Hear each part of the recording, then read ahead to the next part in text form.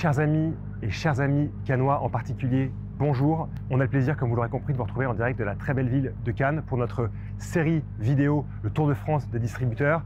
Aujourd'hui, à la rencontre de Frédéric Venoux-Julian, 6e génération de la très belle bijouterie et horlogerie Louis Julian à Cannes, qui se trouve aujourd'hui rue d'Antibes. Une histoire magnifique, une histoire ancienne qui commence déjà au 19e siècle. On vous emmène faire un tour, c'est fantastique et vous allez découvrir avec moi une histoire familiale extraordinaire.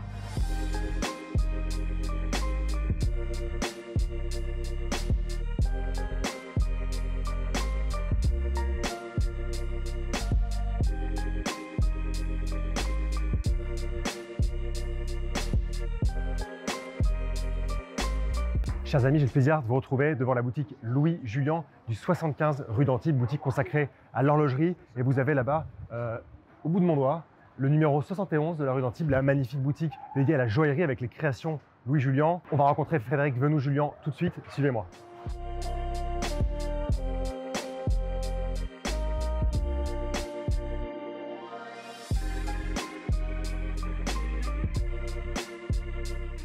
Chers amis, j'ai le plaisir de vous retrouver en direct de la boutique Louis Julian à Cannes, au 75 rue d'Antibes, accompagné de Frédéric Venoux-Julian.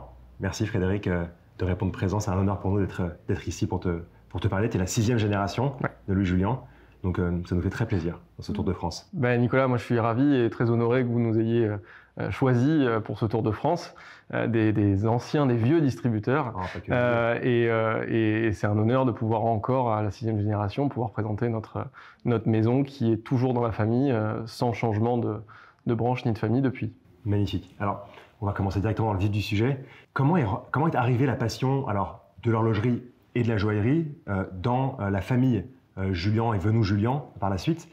Comment est-ce que tu peux un peu nous retracer l'histoire, l'ancienne histoire même de ce beau nom, s'il te plaît? Alors, je vais essayer de faire un petit peu plus concis que je peux faire d'habitude, parce que je suis un spécialiste des histoires dans les histoires.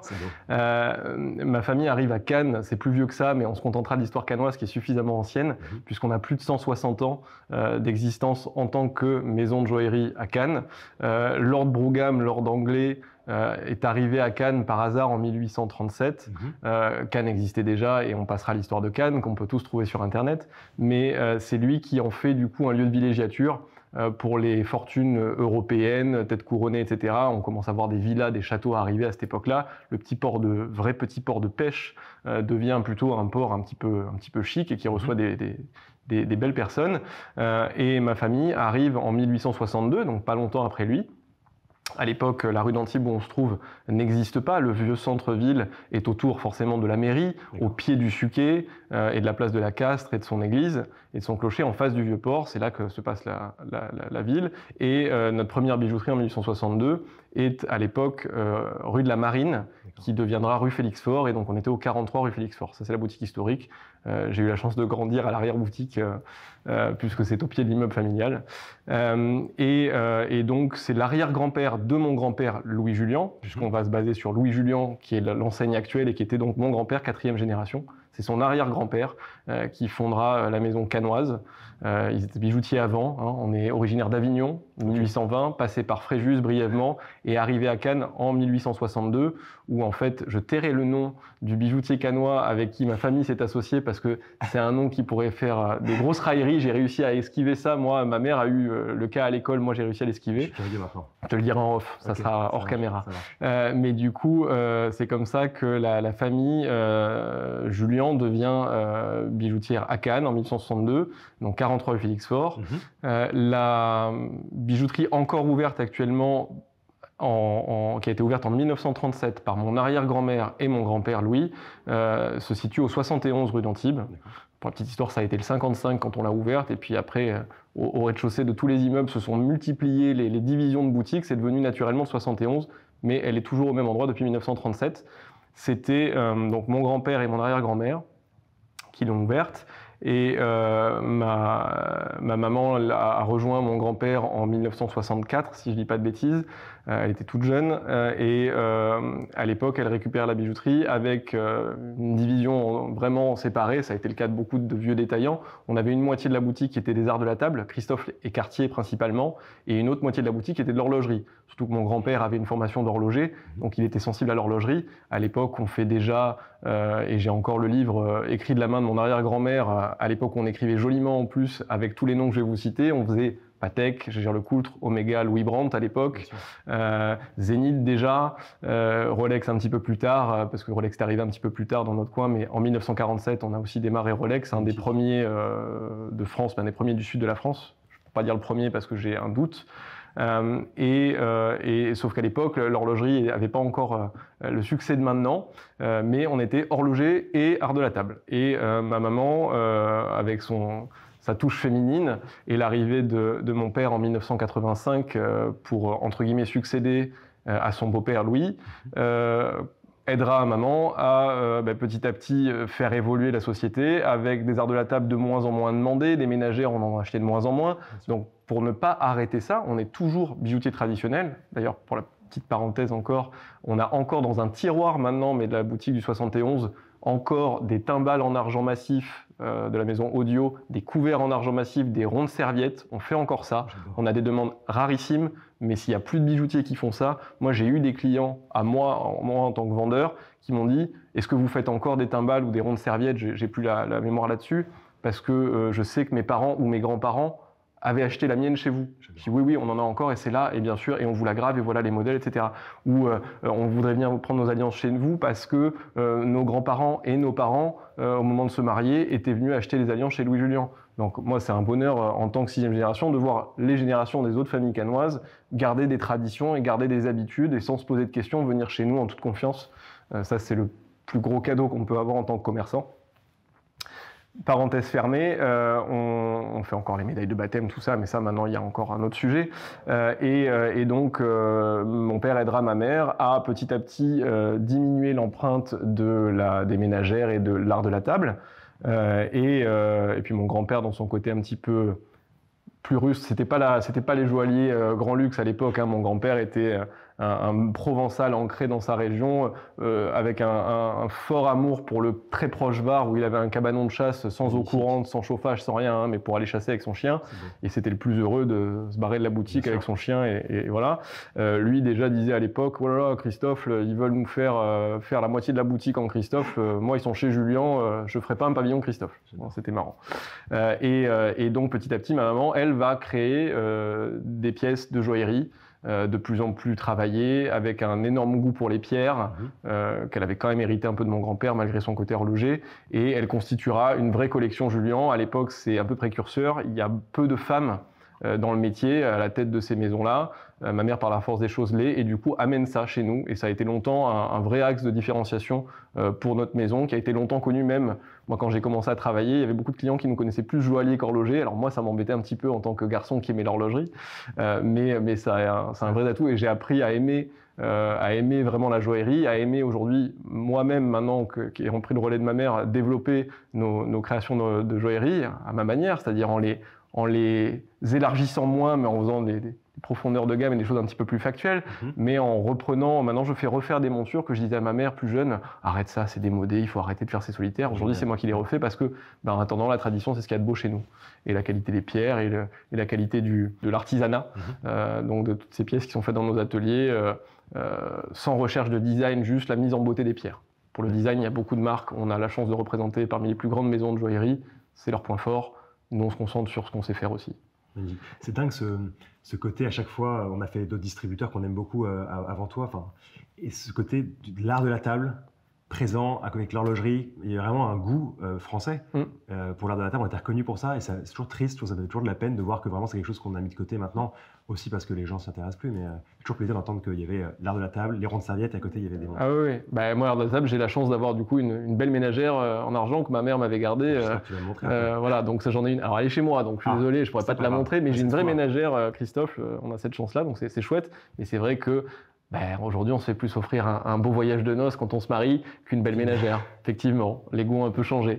Il faut y penser, n'oubliez pas la ménagère, c'est très important. Oui, la ménagère, c'est très beau. Alors, Christophe le fait encore. Hein. Bien sûr. On peut encore trouver. Hein. C'est pas parce que c'est pas nous qui le faisons qu'il faut pas. Bien sûr, mais ça fait côté de moi, le goût de l'artisanat, voilà.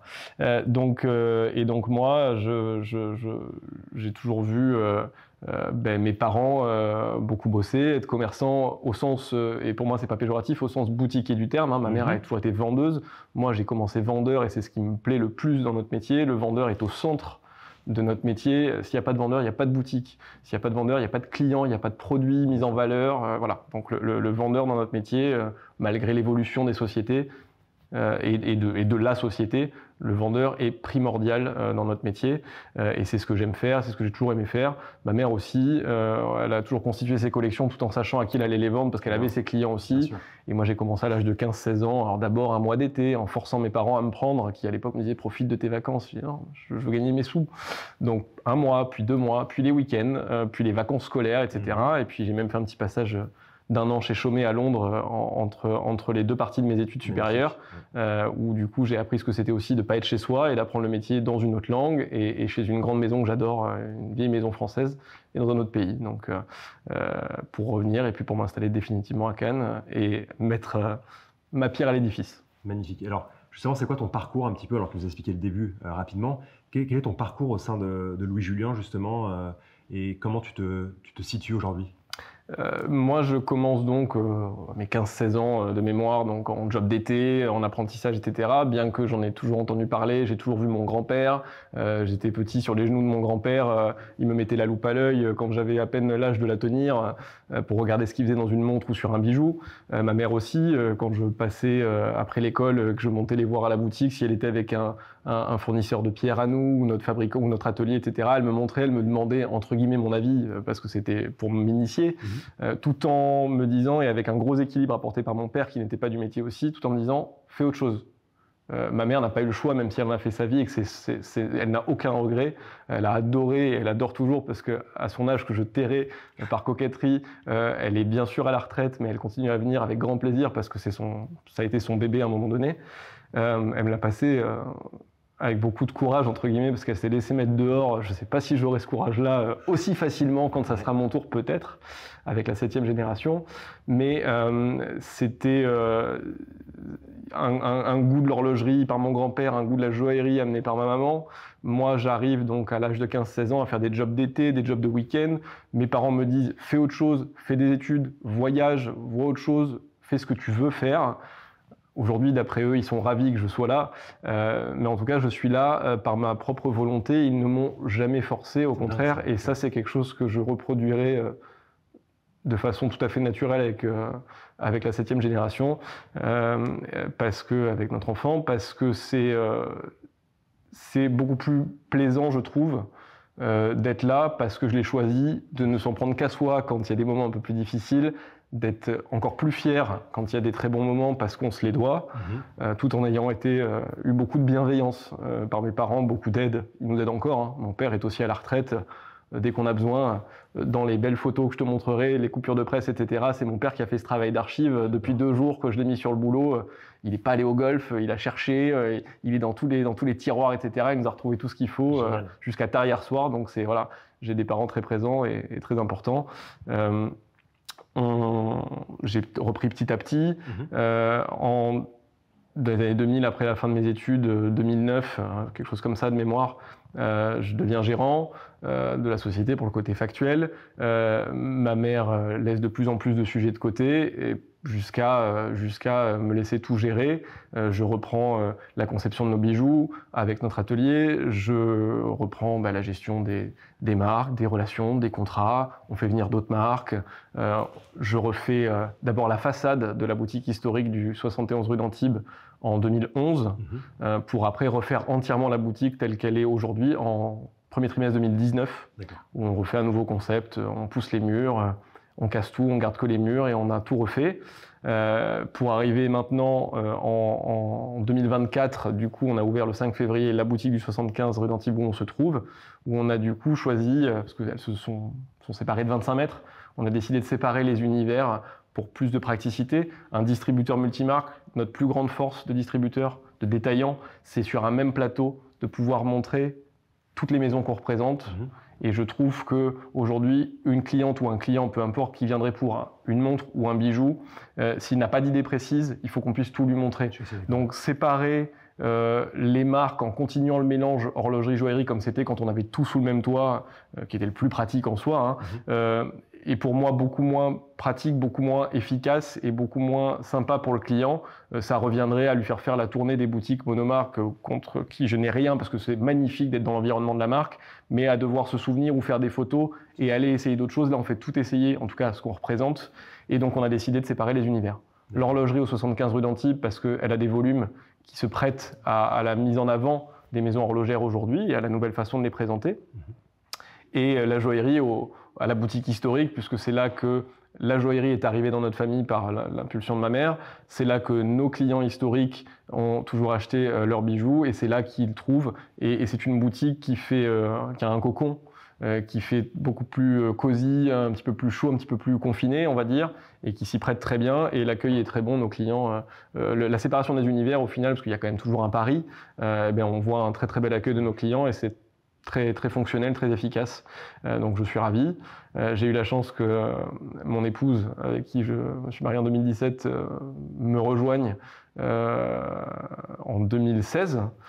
Après ma demande en mariage, d'un coup j'ai réalisé qu'on s'était dit qu'on ne travaillerait pas ensemble et qu'en fait j'avais besoin d'elle parce qu'elle a des compétences que je n'ai pas. Elle gère l'entièreté de notre image. Donc dès qu'il y a marqué Louis Jullian quelque part, c'est elle qui a le souci que ça soit beau, que ça soit bien fait, le mieux fait possible et que ça nous ressemble.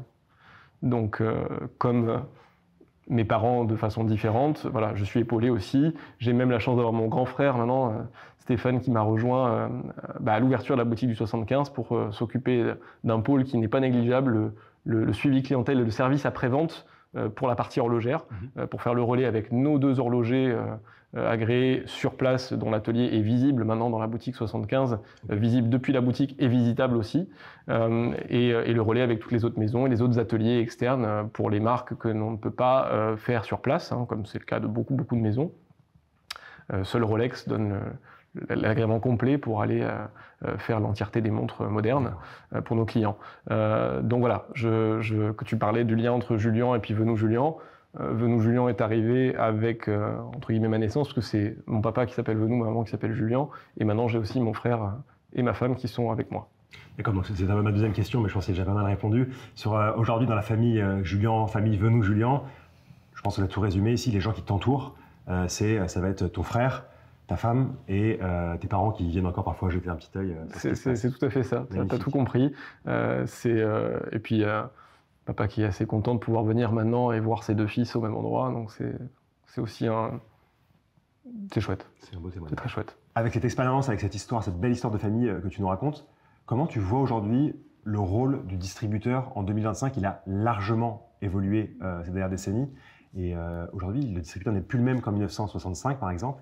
Et comment toi, tu vois ton rôle et comment tu vois le rôle d'avant et cette évolution, justement? Effectivement, ça a beaucoup évolué, ça continue d'évoluer assez vite. Moi, déjà, sur ma petite carrière, entre guillemets, maintenant, en prenant un peu d'âge, ça commence à plus être une petite carrière. Il va falloir que je réalise que je vieillis. J'approche des 39 ans, j'ai commencé à l'âge de 16. Mais c'est vrai que j'ai déjà vu beaucoup de choses évoluer. J'ai vu 3 concepts de boutique au sein de notre famille, entre ma mère et ce que j'ai fait après. On a vu des marques arriver, repartir, des boutiques, ouvrir, fermer dans notre environnement, Cannois qui attire beaucoup de strass et paillettes et beaucoup de monde. Donc on a déjà vu pas mal de choses. Aujourd'hui, j'ai même entendu certains de mes confrères à une époque nous dire les détaillants multimarques, on est voué à disparaître, il faut qu'on s'allie pour vendre à un gros groupe, etc. En nous-mêmes créant un pseudo-groupe. J'ai jamais été en accord avec ça.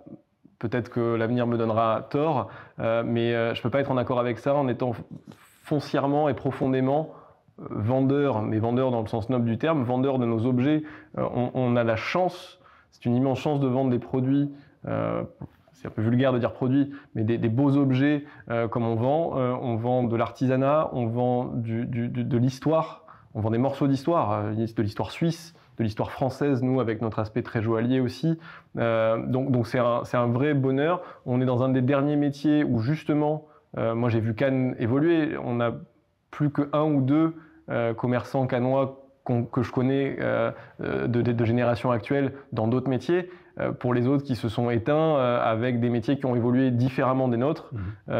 Et donc, j'ai vu Cannes, déjà moi, évoluer beaucoup. Et donc, c'est une grande chance d'avoir ce métier où on peut encore dire que je suis la 6e génération d'une famille qui exploite la même société et le même business en termes de sphère de métier et de métier de façon ininterrompue.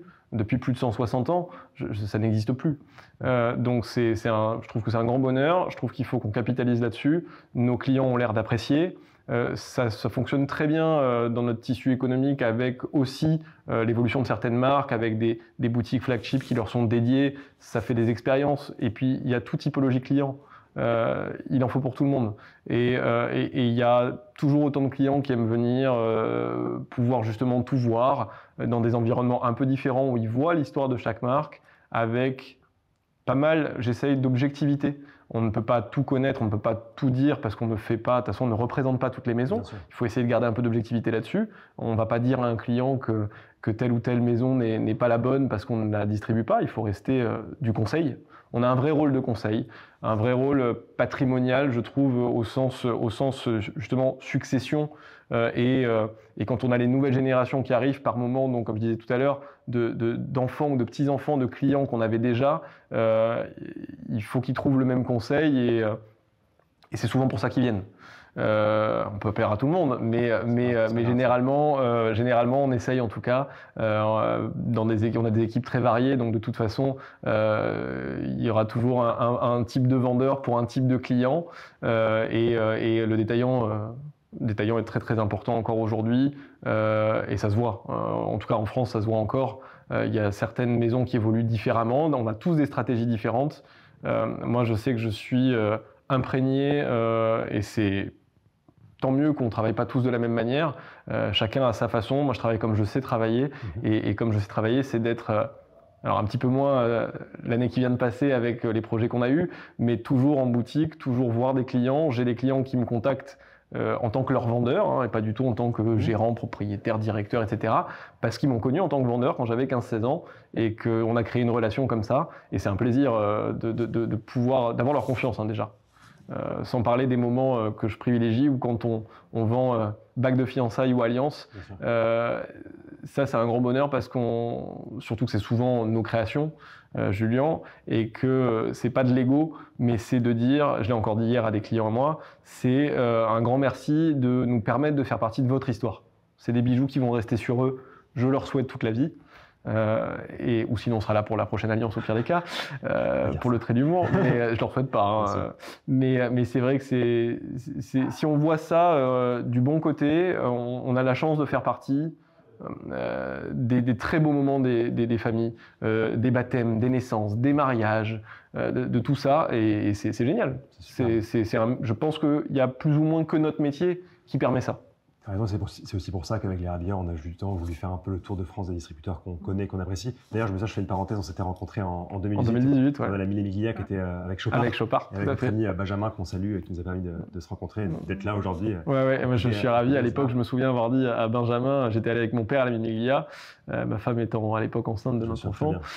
Et donc je dis à Benjamin, oh là là, j'ai vu qu'il y avait les Rabilleurs, je savais que tu les connaissais, mais j'aimerais vraiment les rencontrer. Et donc je me souviens très bien que c'était cette fois-ci qu'on s'était rencontrés. On a attendu 7 ans pour se revoir après. Ouais, et merci d'ailleurs, parenthèse, merci beaucoup aux Rabilleurs et à toi Nicolas, aujourd'hui de nous mettre en avant dans une société, dans un métier où le détaillant est très important et n'est pas du tout laissé de côté, mais n'est pas mis autant en avant que ce que tu es en train de faire. Je trouve, et c'est pour ça que les belles histoires familiales, nous, les Rabilleurs, c'est quelque chose qu'on a voulu faire, donc c'est logique qu'on soit là. Merci beaucoup. Avec plaisir. Tu parlais justement de clients.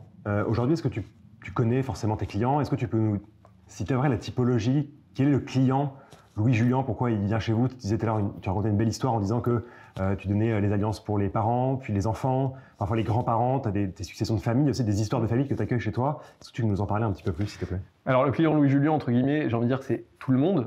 On essaye d'avoir une gamme tout en gardant des standards de qualité et de luxe, mais dans le luxe, pas dans le terme galvaudé, pas je veux travailler dans le luxe pour tout ce qu'il amène de qualité, d'artisanat. On essaie d'avoir une gamme quand même en termes prix pour avoir des clients, pour laisser la possibilité à des clients de commencer à venir chez nous, ou même pour des clients historiques, de pouvoir commencer en fonction de l'âge, éventuellement d'un enfant pour un anniversaire, etc., de pouvoir faire des cadeaux raisonnables tout en étant dans des grands standards de qualité qu'on a la chance de représenter. Moi, j'ai continué à travailler de la manière dont j'ai vu mes parents travailler.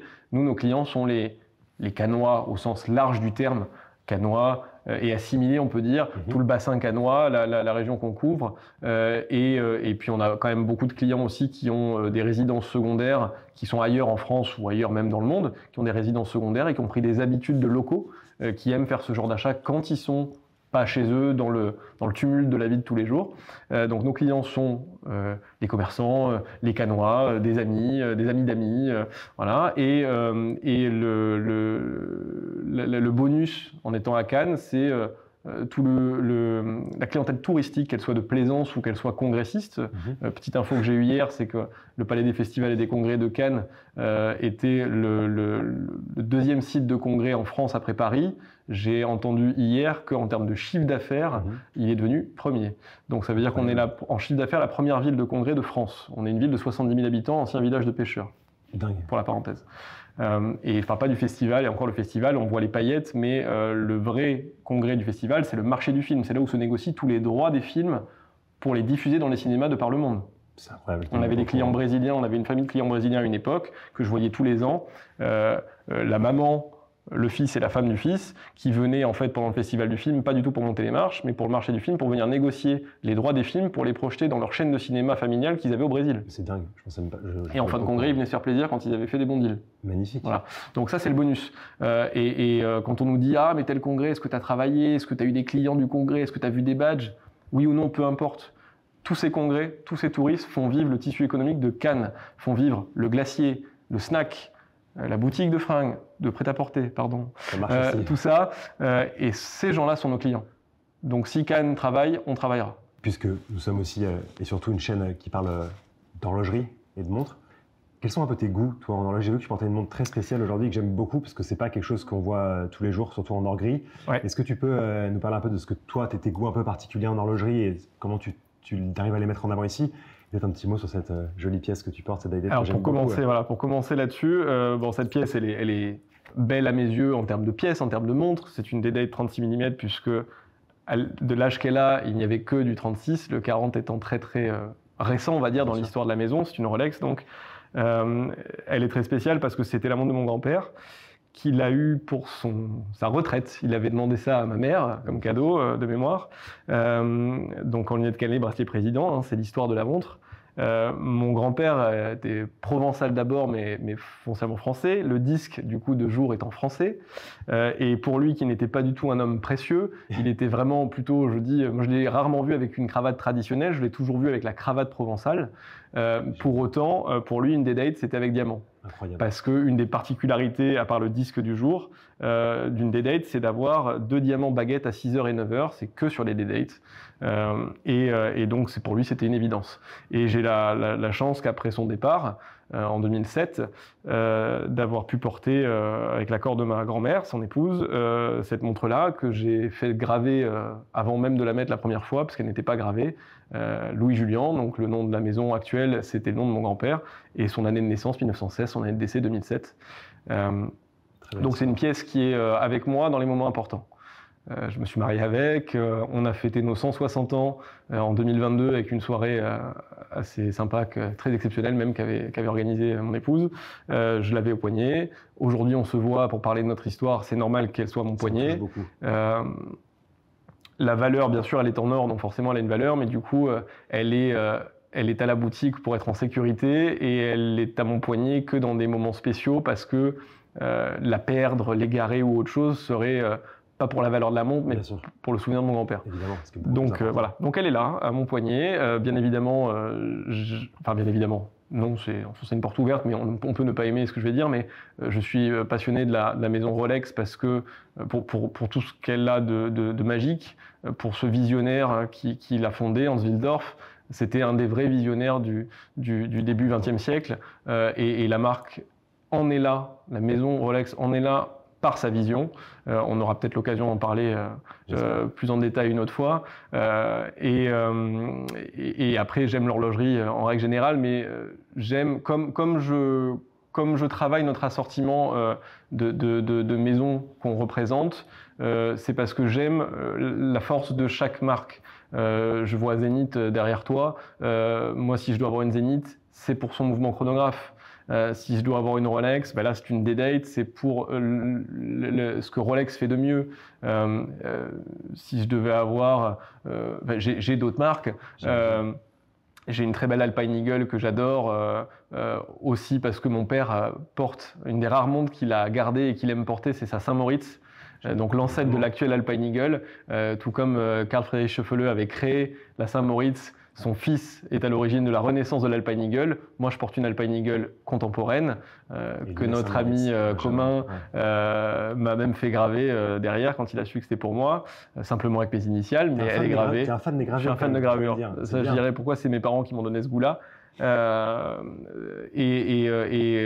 Mon père porte la Saint-Moritz, celle qui pour le coup en termes de design a le plus inspiré l'Alpine Eagle actuelle, donc c'est génial d'avoir les deux montres aussi, au-delà du fait que c'est une montre que j'aime pour sa qualité et plein de choses. Donc j'aime l'horlogerie et j'aime aller vers les marques pour ce qu'elles font de mieux et pour ce qu'elles ont de différent. Avoir une énième montre ronde, je vois pas forcément l'intérêt. C'est comme ça que je parle aussi à mes clients. Quand on a la chance de pouvoir avoir plusieurs belles montres, l'idéal est quand même de les choisir pour ce qu'elles apportent à sa collection, au sens large du terme, et pas pour remplacer une autre montre. Donc il y a forcément des montres qu'on mettra beaucoup moins, mais si on sait que cette montre-là, on l'a choisie pour telle et telle raison, à chaque fois qu'on a l'occasion de la porter, c'est elle et pas une autre, on le sait. Et c'est ce qui fera qu'on aura l'envie de la porter à ce moment-là en particulier. J'ai toujours tendance à poser cette question en fin de discussion. Quel a été pour toi un des moments le plus forts, depuis tes 15 ans, depuis tes là, ou même c'est peut-être avant, quand tu voyais tes parents et tes grands-parents officier ici, quel était le moment le plus fort de tes moments chez Louis Jullian? Une anecdote, quelque chose de croustillant ou pas? Alors, deux, trois qui me viennent, parce qu'il y en a plein qui m'ont marqué depuis le plus jeune âge, où je commence sur les genoux de mon grand-père qui, comme je disais tout à l'heure, me met la loupe à l'œil. C'est une expression qu'on utilise souvent dans notre métier. Voir mon oncle aussi, donc le frère de ma maman, qui faisait aussi ce métier-là, qui était diplômé de mémoire du Technicum de Neuchâtel en horlogerie, mais qui était aussi pilote d'avion à 16 heures, donc je le voyais arriver à Cannes pilotant son propre avion. C'est voir mes parents, mon père travaillait avec ma maman passait sa journée à la boutique, me solliciter, me montrer des choses, m'apprendre des choses. Tout ça, ça a fait mon goût, ça a développé mon envie. Et c'est surtout voir le nom de mon grand-père au-dessus de la porte, cet héritage et cette dimension. En fait, je me suis jamais vu faire autre chose. J'aurais pu changer de goût entre-temps. Il n'y a que les imbéciles qui ne changent pas d'avis. Mais depuis le plus jeune âge, j'ai toujours vu ça comme une immense chance et un immense privilège de pouvoir bénéficier d'une telle histoire et pouvoir aller y contribuer à sa manière et à son humble capacité, on va dire. Et donc ça, c'est vraiment ce qui m'a drivé. Et maintenant, oui, des anecdotes. Ma première foire de bal avec des étoiles dans les yeux, quand on débarque dans ces grands halls et qu'on voit toutes les maisons se présenter, créer comme des mini-manufactures dans un hall d'exposition, c'est extraordinaire. Je travaillais pas encore à l'époque, j'avais demandé à ma mère de l'accompagner. Je l'ai accompagné sur tous les stands. J'ai rencontré les marques, voilà, c'est assez exceptionnel. C'était en mode un petit peu touriste à l'époque et ça n'a fait qu'accentuer mon envie de faire ça. J'ai essayé de le retarder le plus tard possible mon arrivée pour pas arriver trop jeune non plus, mais j'ai pas tenu. À 21 ans, j'ai arrêté les études et j'ai voulu faire ça. J'avais continué en parallèle de mes études, parce que quand on a ouvert la boutique Gégère-le-Coultre rue d'Antibes en 2009, j'étais étudiant encore à Aix. Et je contribuais au business plan et aux travaux, etc. de la boutique pendant que j'étais à la fac.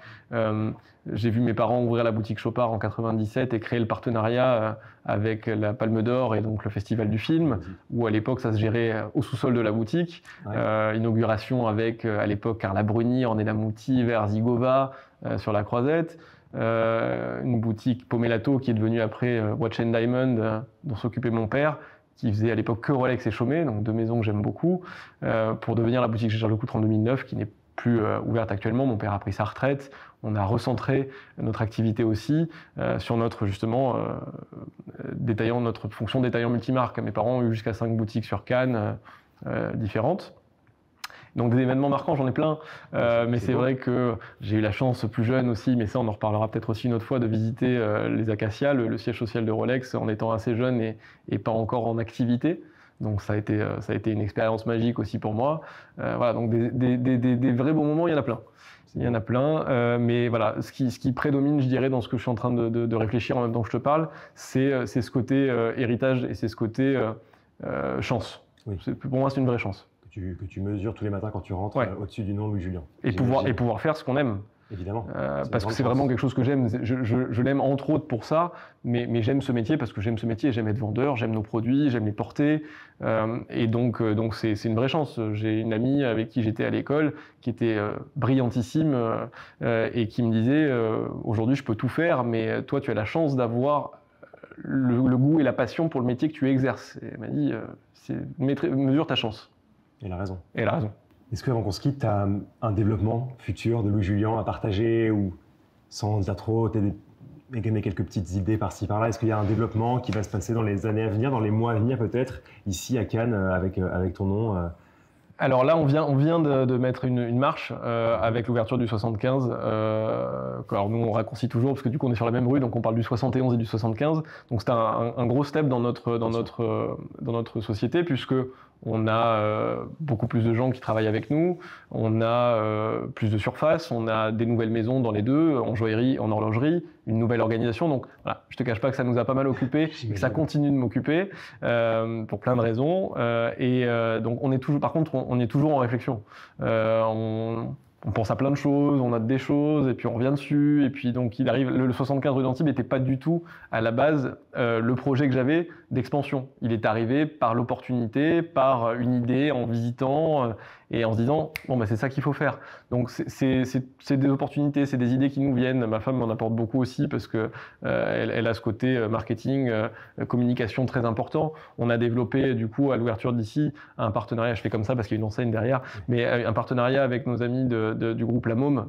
Groupe indépendant et groupe cannois, Hugo et Antoine, des jumeaux qui les Le Corcher, qui ont ouvert ce bel établissement, d'abord un restaurant, puis 2, puis 3, puis une plage, puis une ouverture à Monaco, puis là en ce moment une ouverture de La Môme à Londres qui arrive, d'autres projets en cours, et ils ont ouvert aussi une de leurs enseignes, le Mido, à Paris, dans l'hôtel intercontinental Concorde.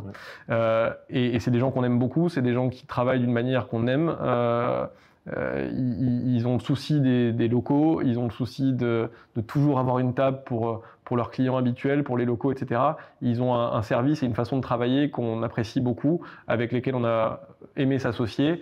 Ils ont été partants, ils ont le même amour apparemment que nous pour ce partenariat. On a donc un bar dans cette boutique auquel on est installé actuellement et ils nous ont développé des cocktails, dont le cocktail signature, le Louis Julien. Donc on fait ces 3 cocktails ici, le Louis Julien, le 1862 et le 75. 75 est sans alcool. Le Louis Julien, le cocktail signature est même à la carte de leur établissement. Donc on peut le déguster aussi, le cocktail Louis Julien, dans les établissements de La Môme. On en est très fiers. Et même maintenant, le samedi après-midi, en fin de journée, on a un barman du groupe La Môme qui vient aussi justement faire fort de propositions, proposer à nos clients de faire ce genre de dégustation dans le cadre d'un achat ou d'une célébration, quelle qu'elle soit. C'est dommage, il est 9h30 un mercredi. On reviendra le samedi, je pense, pour l'apéritif. Tu es le bienvenu quand tu veux, avec plaisir. Eh ben écoute, c'était une très belle façon de conclure cet échange. Merci beaucoup, ça m'a touché vraiment. Puis j'ai beaucoup aimé la façon dont tu abordes cette histoire familiale qui est belle et surtout la passion pour l'objet qui est pour moi la base de tout, la source de tout. Et on le ressent vraiment dans ton discours. Et donc, c'est gentil, je suis ravi de pouvoir aussi transmettre une passion. C'est aussi un vrai bonheur dans notre métier. Et petite chose que j'ai oublié de dire, c'est que là, j'ai parlé de la montre de mon grand-père, mais dans notre famille proche, à chaque fois qu'il y a un bel événement, un vrai événement marquant, il y a une montre qui va avec. Une montre, un bijou, mais une montre aussi plutôt pour les hommes. Et il y a une gravure, pourquoi? Parce que tu en parlais tout à l'heure, parce qu'à mes 18 ans, j'ai eu la chance d'avoir ma première belle montre, digne de ce nom, que mes parents avaient gravée sans me demander. J'ai trouvé la gravure géniale et maintenant je le propose à mes clients. On a notre machine à graver sur place aussi, donc je fais les gravures pour nos clients aujourd'hui. qui repartent avec la montre gravée. Avant, on devait le sous-traiter exclusivement. Maintenant, on a une machine à graver dans l'atelier. Et donc, on fait la gravure avec nos clients. Et pour marquer des événements, des initiales, une date, un âge, peu importe, un petit mot, on en fait plein. On en fait de plus en plus. Et c'est parce que j'ai trouvé ça génial quand mes parents m'ont fait ce cadeau. C'est pour ça que j'ai gravé celle de mon grand-père. C'est pour ça que j'ai gravé pour la naissance de notre enfant des choses aussi pour ma femme et moi. Et c'est des événements marquants, c'est des souvenirs. C'est magnifique. Récemment, j'avais expertisé une montre de poche 18e siècle, milieu 18e, et à l'intérieur, il y avait marqué « qu'à moi », point d'exclamation. Ouais. Et quand tu vois ça, qui a traversé le temps, tu as forcément une émotion, tu dis pourquoi ça a été fait ça comme ça à l'époque, et tu as envie de savoir. Bon, évidemment, tu ne savoir pas, mais la beauté de la gravure est là, et j'avoue que c'est l'histoire. Ça veut tout dire. Merci encore en tout cas, Frédéric. Merci à toi, Nicolas. Et on se reverra peut-être une prochaine fois. Quand tu veux, avec plaisir. Tu connais l'adresse maintenant. Ouais, le 71 et 75. Voilà. Merci beaucoup. Merci, Nicolas.